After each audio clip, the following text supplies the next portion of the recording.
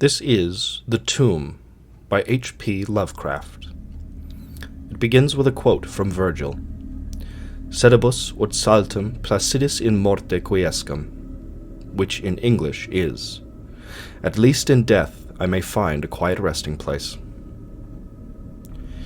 In relating the circumstances which have led to my confinement within this refuge for the demented, I am aware that my present position will create a natural doubt for the authenticity of my narrative.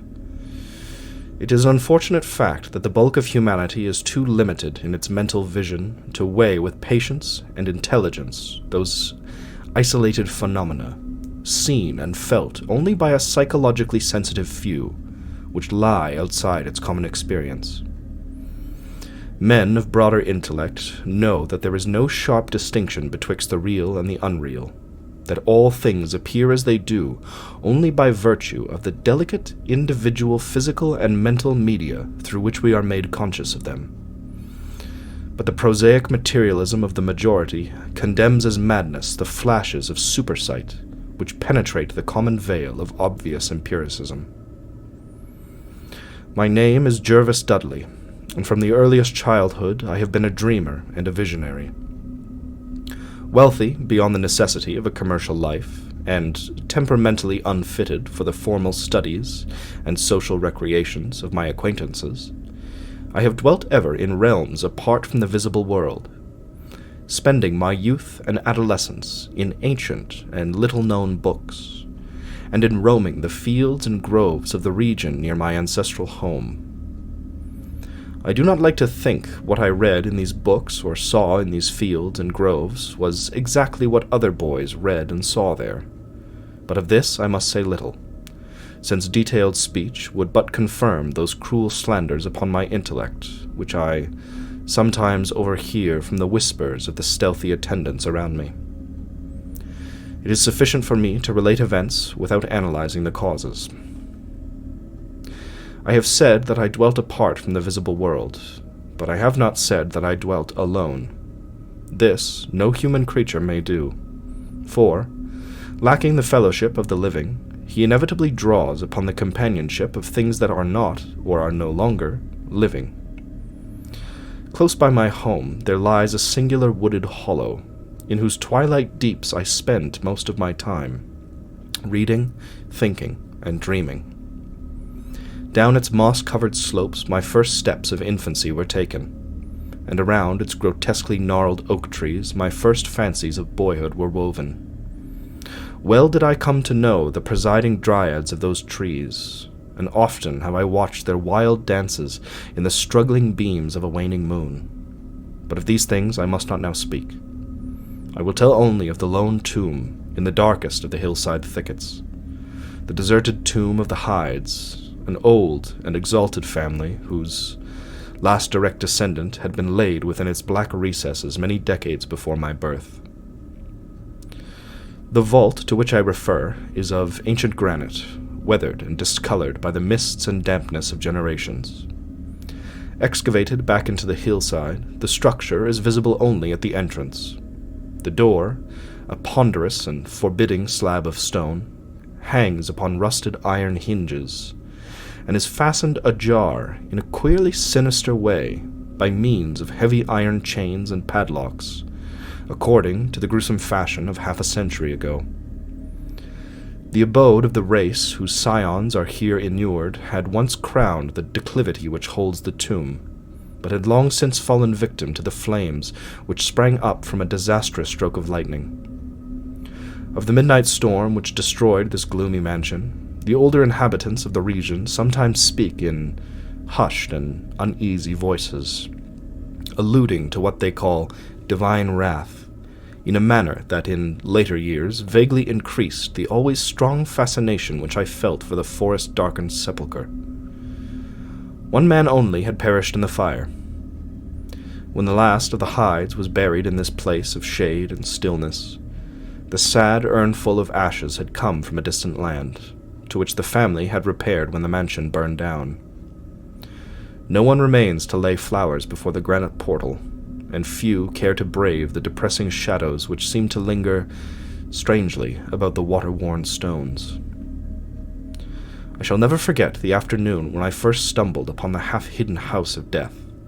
It was in midsummer, when the alchemy of nature transmutes the sylvan landscape to one vivid and almost homogeneous mass of green, when the senses are well-nigh intoxicated with the surging seas of moist verdure and the subtly indefinable odors of the soil and the vegetation. In such surroundings, the mind loses its perspective. Time and space become trivial and unreal, and echoes of a forgotten prehistoric past beat insistently upon the enthralled consciousness. All day I had been wandering through the mystic groves of the hollow, thinking thoughts I need not discuss, and conversing with things I need not name. In years a child of 10, I had seen and heard many wonders unknown to the throng, and was oddly aged in certain respects. When, upon forcing my way between two savage clumps of briers, I suddenly encountered the entrance of the vault, I had no knowledge of what I had discovered. The dark blocks of granite, the door so curiously ajar, and the funereal carvings above the arch aroused in me no associations of mournful or terrible character. Of graves and tombs I knew and imagined much, but had, on account of my peculiar temperament, been kept from all personal contact with churchyards and cemeteries.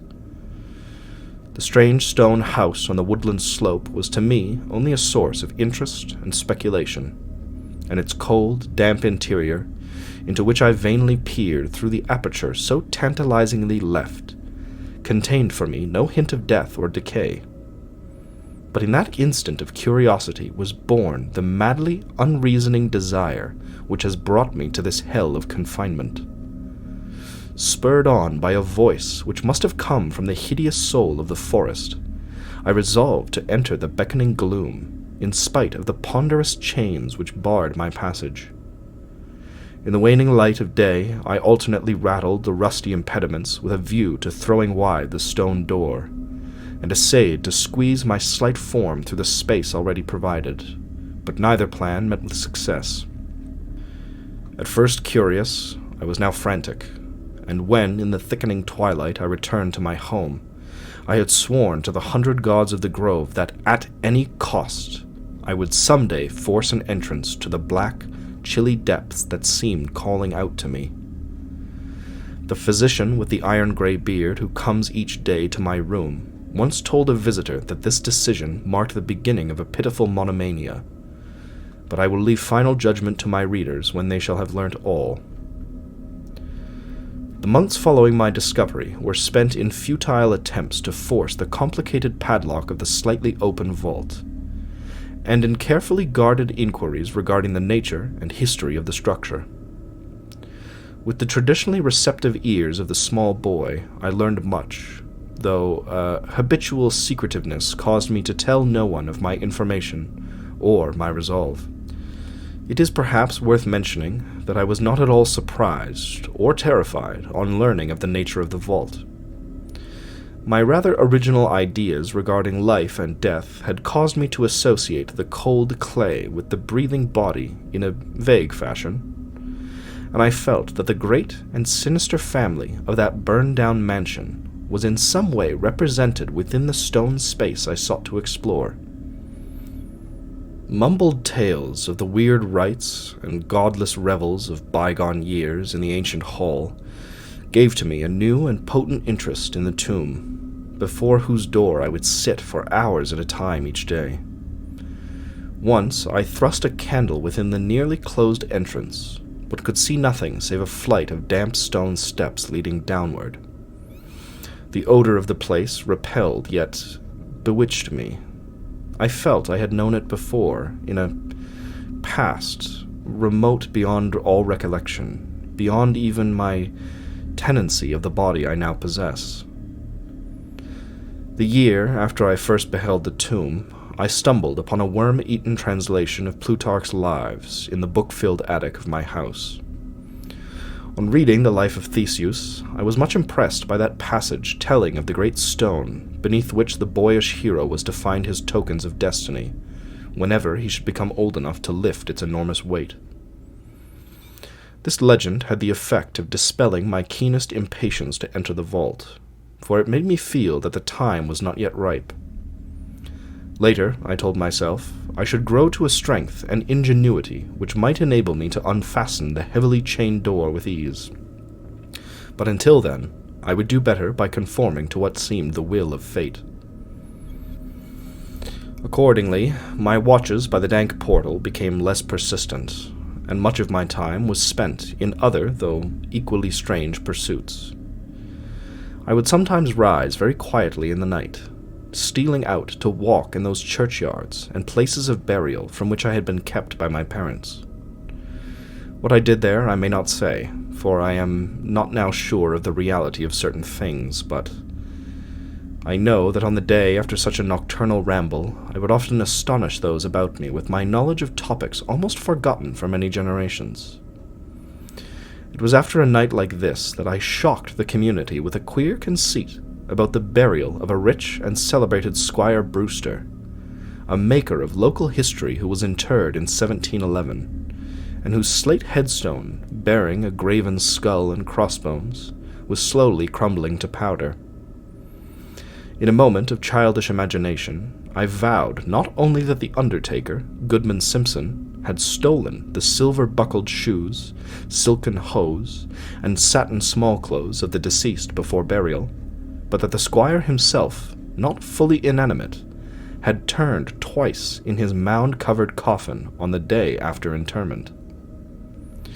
But the idea of entering the tomb never left my thoughts, being indeed stimulated by the unexpected genealogical discovery that my own maternal ancestry possessed at least a slight link with the supposedly extinct family of the Hydes. Last of my paternal race, I was likewise the last of this older and more mysterious line. I began to feel that the tomb was mine, and to look forward with hot eagerness to the time when I might pass within that stone door and down those slimy stone steps in the dark. I now formed the habit of listening very intently at the slightly open portal, choosing my favorite hours of midnight stillness for the odd vigil. By the time I came of age, I had made a small clearing in the thicket before the mold-stained facade of the hillside, allowing the surrounding vegetation to encircle and overhang the space like the walls and roof of a sylvan bower. This bower was my temple, the fastened door my shrine, and here I would lie outstretched on the mossy ground, thinking strange thoughts and dreaming strange dreams. The night of the first revelation was a sultry one. I must have fallen asleep from fatigue, for it was with a distinct sense of awakening that I heard the voices. Of those tones and accents I hesitate to speak. Of their quality I will not speak. But I may say that they presented certain uncanny differences in vocabulary, pronunciation, and mode of utterance. Every shade of New England dialect, from the uncouth syllables of the Puritan colonists to the precise rhetoric of 50 years ago, seemed represented in that shadowy colloquy, though it was only later that I noticed the fact. At the time, indeed, my attention was distracted from this matter by another phenomenon, a phenomenon so fleeting that I could not take oath upon its reality. I barely fancied that as I awoke, a light had been hurriedly extinguished within the sunken sepulchre. I do not think that I was either astounded or panic-stricken, but I know that I was greatly and permanently changed that night.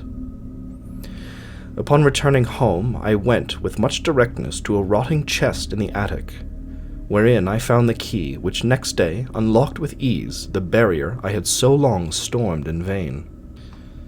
It was in the soft glow of late afternoon that I first entered the vault on the abandoned slope. A spell was upon me, and my heart leaped with exultation I can but ill describe. As I closed the door behind me and descended the dripping steps by the light of my lone candle, I seemed to know the way, and though the candle sputtered with the stifling reek of the place, I felt singularly at home in the musty charnel house air. Looking about me, I beheld many marble slabs bearing coffins, or the remains of coffins.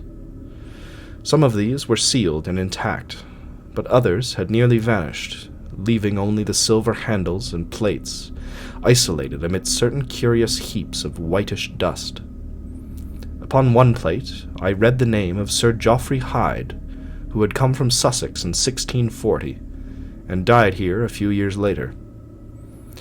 In a conspicuous alcove was one fairly well-preserved and untenanted casket, adorned with a single name which brought to me both a smile and a shudder. An odd impulse caused me to climb upon the broad slab, extinguish my candle, and lie down within the vacant box. In the grey light of dawn, I staggered from the vault and locked the chain of the door behind me. I was no longer a young man, though but 21 winters had chilled my bodily frame. Early rising villagers who observed my homeward progress looked at me strangely, and marveled at the signs of ribald revelry which they saw in one whose life was known to be sober and solitary. I did not appear before my parents till after a long and refreshing sleep. Henceforward, I haunted the tomb every night, seeing, hearing, and doing things I must never reveal. My speech, always susceptible to environmental influences, was the first thing to succumb to the change, and my suddenly acquired archaism of diction was soon remarked upon. Later, a queer boldness and recklessness came into my demeanor, until I unconsciously grew to possess the bearing of a man of the world, despite my lifelong seclusion. My formerly silent tongue waxed voluble with the easy grace of a Chesterfield or the godless cynicism of a Rochester. I displayed a peculiar erudition utterly unlike the fantastic monkish lore over which I had pored in youth, and covered the fly-leaves of my books with facile, impromptu epigrams which brought up suggestions of Gay, Prior, and the sprightliest of the Augustan wits and rhymesters. One morning at breakfast, I came close to disaster by declaiming in palpably licorice accents an effusion of 18th century bacchanalian mirth, a bit of Georgian playfulness never recorded in a book, which ran something like this: "Come hither, my lads, with your tankards of ale, and drink to the present before it shall fail. Pile each on your platter a mountain of beef, for 'tis eating and drinking that brings us relief. So fill up your glass, for life will soon pass. When you're dead, you'll ne'er drink to your king or your lass. Anacreon had a red nose, so they say, but what's a red nose if you're happy and gay? Gad split me, I'd rather be red whilst I'm here, than white as a lily and dead half a year. So Betty, my miss, come give me a kiss. In hell there's no innkeeper's daughter like this. Young Harry, propped up just as straight as he's able, will soon lose his wig and slip under the table. But fill up your goblets and pass 'em around, better under the table than under the ground. So revel and chaff, as ye thirstily quaff, under 6 feet of dirt 'tis less easy to laugh. The fiend strike me blue, I'm scarce able to walk, and damn me if I can stand upright or talk. Here, landlord, bid Betty to summon a chair. I'll try home for a while, for my wife is not there. So lend me a hand, I'm not able to stand, but I'm gay whilst I linger on top of the land." About this time I conceived my present fear of fire and thunderstorms. Previously indifferent to such things, I had now an unspeakable horror of them, and would retire to the innermost recesses of the house whenever the heavens threatened an electrical display. A favorite haunt of mine during the day was the ruined cellar of the mansion that had burned down, and in fancy I would picture the structure as it had been in its prime. On one occasion I startled a villager by leading him confidently to a shallow sub-cellar, of whose existence I seemed to know, in spite of the fact that it had been unseen and forgotten for many generations. At last came that which I had long feared. My parents, alarmed at the altered manner and appearance of their only son, commenced to exert over my movements a kindly espionage which threatened to result in disaster.